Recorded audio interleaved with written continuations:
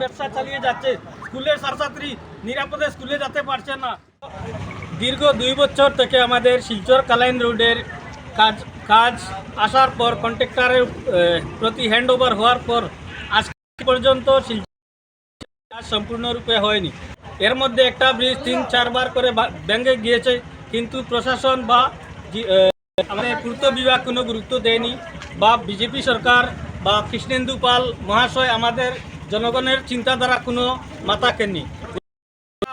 এই এলাকার পক্ষ থেকে তাদেরকে নিন্দা জানাচ্ছি ও বিগত দিন থেকে আমরা জানিয়ে দিয়েছিলাম সাংবাদিকদের মাধ্যমে, মিডিয়ার মাধ্যমে, যে যদি আপনারা দায়িত্ব পালন করতে না পারেন তাহলে আপনারা পদত্যাগ করুন, আমরা সাদা করে আমাদের এলাকার সমস্যা সমাধান করে দিব।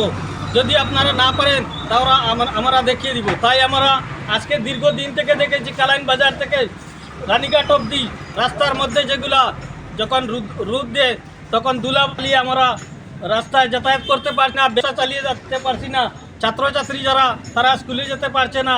এর মধ্যে বিভিন্ন ধরনের অসুবিধা হচ্ছে, অসুখ বিসুখ হচ্ছে।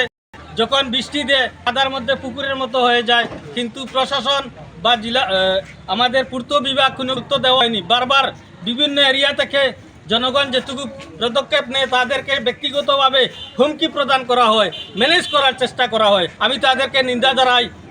আমরা কিন্তু যাব না। আপনারা যদিও কন্ট্রাক্টর আর ডিপার্টমেন্ট ম্যানেজারের মাধ্যমে গিয়ে থাকেন, আমরা কিন্তু যাব না। আমরা আপনাদেরকে নিন্দা জানাই। আর আপনার শিলচর কালাইন রোডের যেগুলো সেতু রয়েছে ভেঙে গিয়েছে বা গেমন ব্রিজ রয়েছে, সেইগুলো সামনে রেখে